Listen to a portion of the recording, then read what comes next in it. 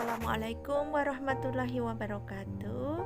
Jumpa lagi dengan saya Ibu Waljinem, calon guru penggerak angkatan 3 dari Kabupaten Bantul, Daerah Istimewa Yogyakarta. Kali ini saya akan membahas tentang koneksi antar materi modul 2.3 tentang coaching. Coaching merupakan kegiatan percakapan antara coach dan coachee yang menstimulasi pemikiran coachee dan memberdayakan potensi coachee. Coaching dalam konteks pendidikan atau dalam konteks sekolah sesuai dengan filosofis Ki Hajar Dewantoro, di mana tujuan pendidikan itu menuntun tumbuhnya atau hidupnya kekuatan kodrat anak sehingga dapat memperbaiki lakunya.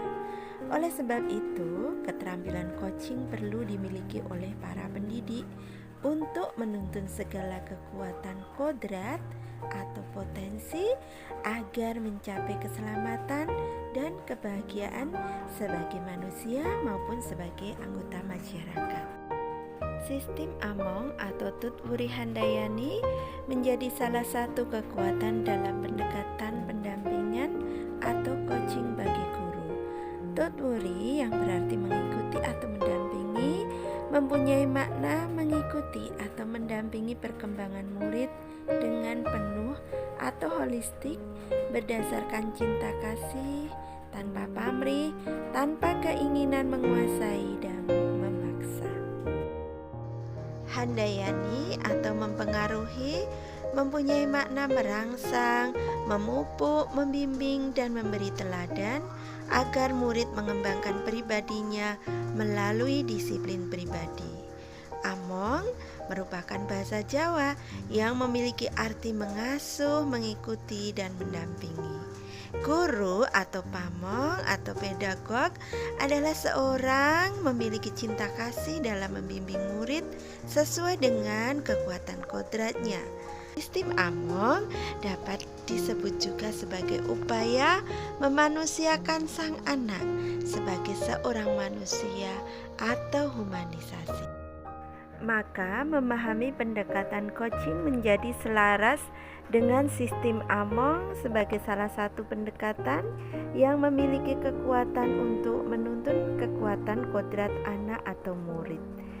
Pendampingan yang dihayati dan dimaknai secara utuh oleh seorang guru sejatinya menciptakan arti, yaitu apresiasi, rencana, tulus, dan inquiry dalam proses menuntun kekuatan kodrat anak atau murid sebagai coaching.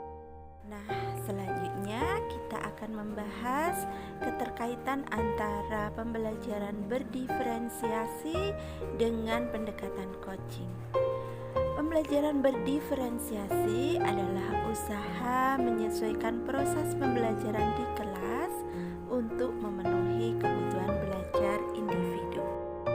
Pembelajaran berdiferensiasi juga diartikan sebagai serangkaian keputusan masuk akal yang dibuat oleh guru yang berorientasi kepada kebutuhan murid.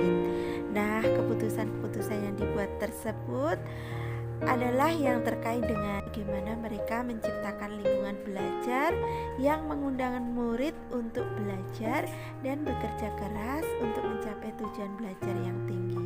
Kemudian juga memastikan setiap murid di kelasnya tahu bahwa akan selalu ada dukungan untuk mereka di sepanjang prosesnya. Nah, pendekatan coaching ini sangat diperlukan sebagai wujud dukungan guru kepada muridnya untuk memaksimalkan potensi belajar dari murid itu sendiri. Selanjutnya, kita juga akan membahas tentang keterkaitan antara pembelajaran sosial dan emosional dengan pendekatan coaching. Pembelajaran sosial emosional adalah pembelajaran yang dilakukan secara kolaboratif seluruh komunitas sekolah. Proses kolaborasi ini memungkinkan anak dan orang dewasa di sekolah memperoleh dan menerapkan pengetahuan, keterampilan, dan sikap positif mengenai aspek sosial dan emosional. Nah, pendekatan coaching ini selaras dengan tujuan pembelajaran sosial emosional.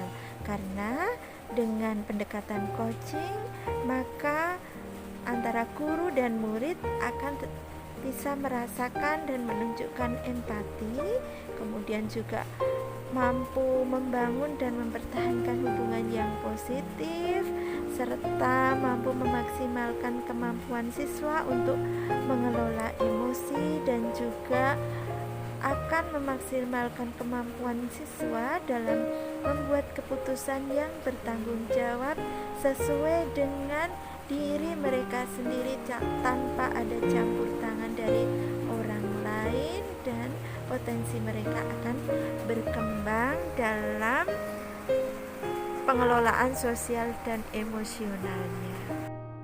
Materi tentang coaching ini sungguh materi yang sangat luar biasa dan sangat bermanfaat bagi saya sebagai guru, di mana dalam materi coaching ini kita diajarkan tentang bagaimana berkomunikasi secara asertif, bagaimana menjadi pendengar yang aktif, bertanya secara efektif, dan memberikan umpan balik yang positif, serta keterampilan bagaimana kita bisa menggali dan memaksimalkan potensi dari seorang coaching.